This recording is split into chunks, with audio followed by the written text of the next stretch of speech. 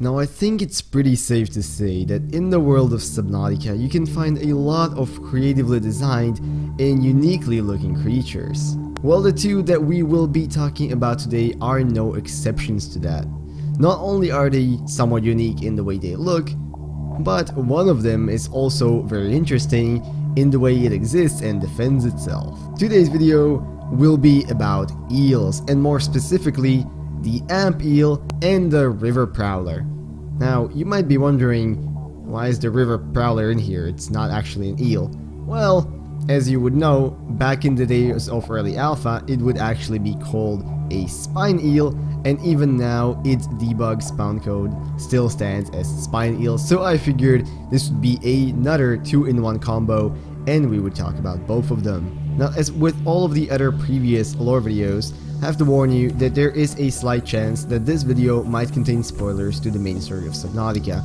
It shouldn't, but there might be a few, so if you don't want to have anything from that game spoiled and you haven't had the chance to check it out for yourself yet, I strongly recommend clicking off the video and coming back to it later. Now with that out of the way, prepare to get lost in the lost river, get ready to learn the shocking truth, and let's go. Now first of all, starting us off is a large and aggressive and somewhat powerful fauna species which can be mostly found dwelling around the bulb zone and the blood kelp forest in groups of 1, 2, or sometimes even 3 individuals. Looking at it from the outside, as the name would suggest, it has an eel-like body with 9 rows of identical protrusions which exit its body at 90-degree angles towards each other, 2 more of those rods towards its head, and 4 horizontal ones on its tail. The entirety of its body is colored dark green and is composed of several smaller segments which connect into each other, allowing the eel to move around and turn its body like a snake would.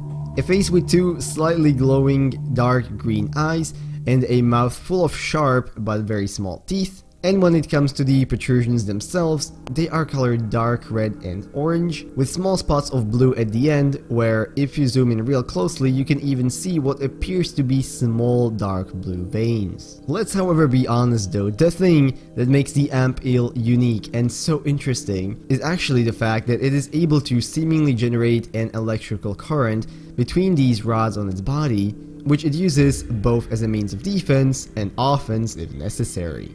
If you're coming close to one, you'll be able to tell pretty quickly, as you'll be able to hear the zapping and popping noises from quite a ways off, and once you see it, it should be fairly unmistakable, covered in a lot of blue light from the random sparks of electricity which jump between the individual rods. Normally they will simply swim around and mind their own business.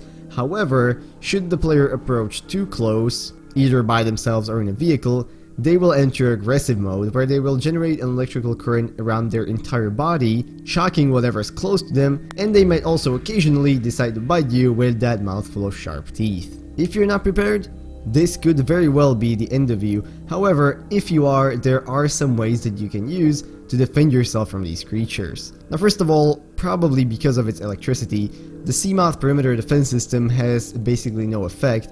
However, the good old trusty stasis rifle should work just as well, and if you decide to work through its 3000 HP, you can even kill one of these things. Now, it doesn't take much to figure out that these things were probably inspired by the real-life electric eel, an animal that is actually able to generate a current underwater, and use this to both catch a prey and fend off predators, which could lead us to theorize that if they generate current about the same way as said eel does, it is probably due to a highly specified and well-adjusted nervous system which is able to utilize and synchronize all of its, for the lack of a better word, electric organs, which would probably be located inside of the rods on its body. Now just to end the Ampeel section off, a few more interesting facts. Now, looking at the eggs of these creatures, they actually have 8 rods identical to the ones found on the Ampeel's body, which could theoretically be used to protect the eggs from potential attackers. However, considering that you can pick them up and put them into your aquarium without any larger trouble, probably means that those rods are only there as an artistic choice. Interestingly enough as well, the Ampeel seems to be one of the braver animals, as it will also attack the Cyclops, and because of its electrical nature, it poses quite a bit of danger to the player even if they're inside of a vehicle, as it can quickly damage it even just by being near it, faster than most other creatures can. Now, with all of this in mind, it would seem that the Ampeel is in fact a very adept predator.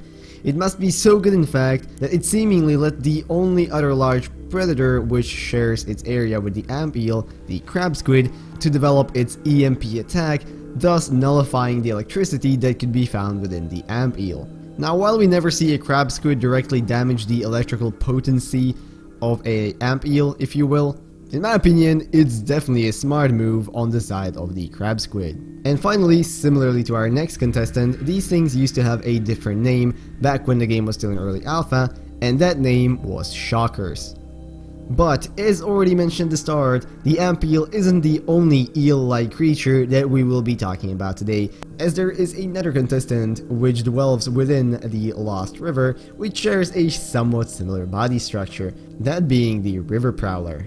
Now, these things are, similarly to the previously mentioned ampeels, a fairly large aggressive fauna species, which can be found, as their name suggests, mostly around different parts of the Lost River, where they will swim around and mostly mind their own business until the player gets too close. Now, looking at them from the outside, what is surprising, perhaps, is how much they resemble the ghost leviathans with their translucent body structure, only with a very thin, spine-like structure going on down it towards its tail, and several small protrusions lining its back and its belly, which get less bioluminescent as you get towards its tail. This spine-like structure from the back connects to its orange and red head with a pair of bright yellow eyes and 4 wisp-like tendrils which drag along the 4 corners of its skull. Both the upper and the lower jaw of their mouth are lined with very sharp teeth, even though the lower jaw's teeth are significantly larger, and interestingly enough, even though we can actually see its skeleton, for some reason we aren't able to see any of its other inner organs. Now, if you're just minding your own business in the Lost River and all of a sudden you hear a bunch of hissing and weird echoing noises from around you, chances are there is a river prowler in the area, and if you get too close to it, it will attack you using its tendrils similarly to the Reaper Leviathan to pull you close and bite you with its powerful jaw. If, however, you are well prepared, taking one of these down should not be a problem, as they only have a measly 200 health that can easily be chewed through with something like a stasis rifle and a knife. Also, interestingly enough, these creatures do not spawn eggs, so even if you wanted to hatch them yourself, unfortunately at the current time, you cannot. Now, that is essentially everything we'll learn about this creature. However, there are a few more interesting points we can go over just to top this video off. Similar to the previously mentioned Ampeel, this thing used to be, back in the day, able to also attack the Cyclops. However, that feature has, since the days of early alpha, been stripped. And also, just like I already mentioned, the River Prowler also went through a change of name as the game got released from what was once its original name, the Spine Eel. Now, finally, an interesting theory that we could potentially go into is that people have pointed out that on its head, towards the tip of its nose I suppose, you can find 2 openings which look like what could have at some point been nostrils that are slowly simply disappearing over time as this creature is living underwater. However, I find this to be kind of unlikely, considering next to it we can also see a bunch of other similar openings, and it might just be that this particular hole is coincidental and just happens to look like a nose. If, however, that's not the case, it is also possible that back in the day, several million years ago, these creatures may have even lived on land and have since migrated into the Lost River.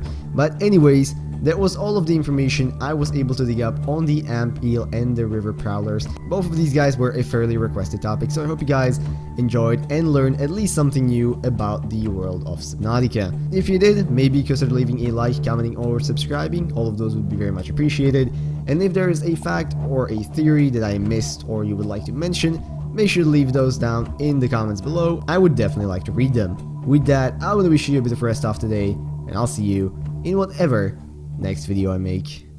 Bye bye.